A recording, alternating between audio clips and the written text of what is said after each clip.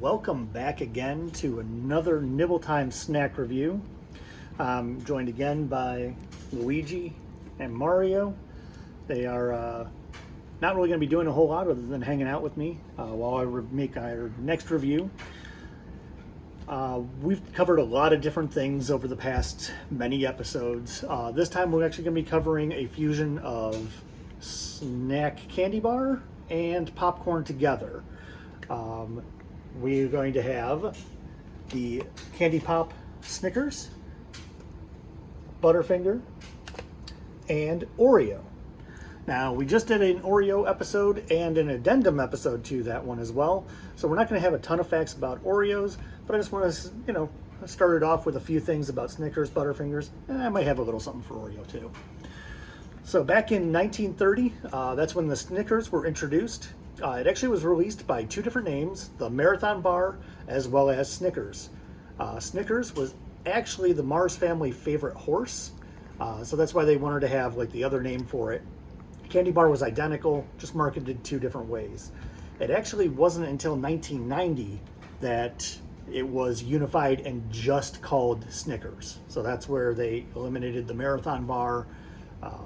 That one is no longer available, gone. But that's quite some time, 60 years to have one candy bar based on wherever you are being called two different things. Something else about it, Snickers is the #1 selling candy bar in the world. So people love Snickers. I know it is one of my top fives. Not the #1 for me though. So we'll cover that probably in a future episode. Each candy bar, full regular size one, contains 16 peanuts, so you know you're never being cheated out of your peanuts. That's how you get your protein with that chocolate. That's what I have to say about Snickers and an abbreviated fact section for it. Let's go on to Butterfingers. Butterfingers, kind of a crazy concept from the start. The company came up with a new candy bar and they wanted to name it. So what do you do when it's 1923 and you got a flaky peanut buttery bar with chocolate and you don't know what to call it? So you just make a contest and let people submit names. Let John Q. Public do the work for you, right? Easy enough. Well, interesting enough, a Chicago man who was a self-proclaimed klutz submitted the name Butterfinger. And where that name comes from is sportscasters during that era talked about baseball pitchers and their inability to hold on to the ball. And they started calling them Butterfingers. This guy was a klutz. He's like, hey, that's really cool. I'm going to go and do that. Now, I could not find anything about what he won for his name being chosen, but I'm sure it was probably, a Butterfinger bar or two, maybe a lifetime supply. That would have been kind of cool. What would you do with a lifetime supply of Butterfingers? It's not like top tier when it comes to like candy bars for me. Maybe it is for you, but what would you do with a lifetime supply? Let me know in the comments. And let's see. Go off on tangents sometimes. 1923 still. Butterfingers. We got a name. How do we market it? How do we get it out there to people? Brilliant idea. Let's go over 40 different US cities and just drop them out of a plane. Yeah, that's what they did. The company is the same company that owns Babe Ruth, and they did the same thing with Babe Ruth bars. 40 different cities and just threw them out of planes. Did research on this. Thankfully, nobody was hurt. Just delicious candy bars raining from the sky. Another question, please, somebody leave in the chat on this one. What would you do if you just walked out and saw candy bars just raining down from a plane? I would be quite disturbed, personally, in this day and age. So I don't think anything like that would quite fly. No pun intended. Let's fast forward for Butterfingers. 1981, Nabisco buys out the company that previously owns them, which is the Curtis Candy Company. And legend has it, at that point in time, they lost the recipe. They lost the Butterfinger and the Babe Ruth recipes. They couldn't find them. So Nabisco went to work very quickly on re-engineering and releasing them out. So the Butterfinger that you eat today is different than the one that somebody would have eaten as early as 1980. Two totally different recipes now. So I found that kind of interesting.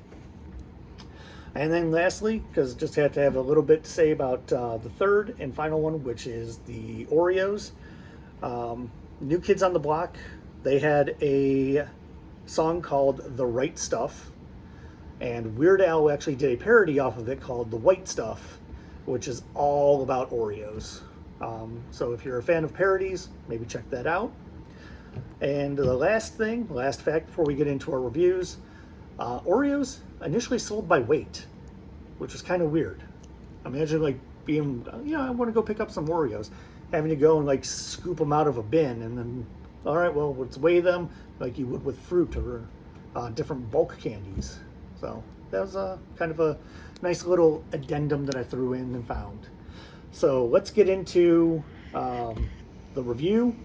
We're going to start with, I'm going to go in order that I really am excited for. So least excited is the Butterfinger. Butterfingers are not bad. It's still a good candy bar. But,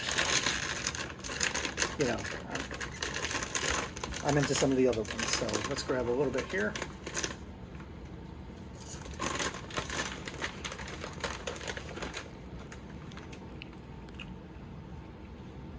Okay. They've done a really good job of combining the popcorn with the Butterfinger. It is Butterfinger, so I'm gonna have to grab a drink for a choke.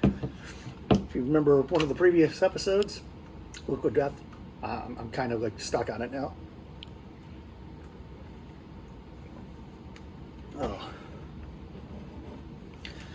All right. They did a very good job. It's actually, to me, was tastier than just eating a regular Butterfinger. That popcorn really just helps cut through. Let's do some Oreo. Let's get some of that in here. Grab that little piece there. I don't know if I showed it before, so I'll just show real quick. I didn't show it before, but you can see how they have the Oreo right on there. It's all intermixed.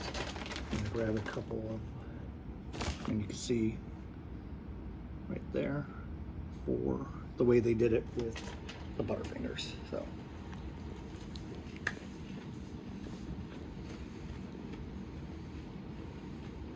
Yeah. So amazingly, the Oreo flavor is a lot more overpowering than the popcorn. So I'm getting a lot more Oreo and a little less. So I'm just getting the texture of that popcorn. Whereas the Butterfinger one was a little bit more mixed together. Now we're going to go on to the #1 selling candy bar in the world, Snickers. Never go wrong. You know what they say? You're not you when you're hungry. Have Snickers. Now look at that. Wow, that is all together. That is good. It smells nice.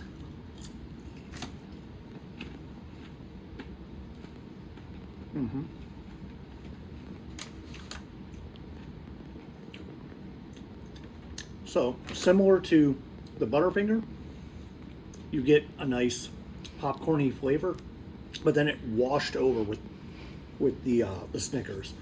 It was really good. All right, let's review. So we got Snickers. This is going to get a 93. Butterfingers. Better not lay a finger on them. That one, it's going to get a 90. And the Oreos. Oreos were overpowering, so you don't get the popcorn kind of flavor. If you're a huge fan of the Oreos, it's probably right up your alley. because I was looking for a little bit more of the popcorn in there, the mix between the two. It's going to get brought down just a little bit, but we're going to give it an 89. So this review, we got some really good stuff. Let me know in the comments some different ideas, things to review, what you're thinking. Also, let me know if candy bars start raining down out of planes. What's your reaction? How you feeling about it? And what's your favorite candy bar? You know, recommend this to somebody who enjoys eating candy. Thanks, and we'll see you next time.